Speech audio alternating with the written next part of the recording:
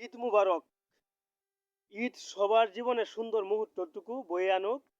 এই ঈদের দিনে আপনার পরিবারকে সময় দেন, বন্ধুদেরকে সময় দেন এবং আপনার প্রতিবেশী কোনো ভাই যদি কুরবানি দিতে অক্ষম থাকে, তাহলে আপনার কুরবানির কিছু অংশটুকু তাকে দান করুন কিংবা উপহার হিসেবে দেন।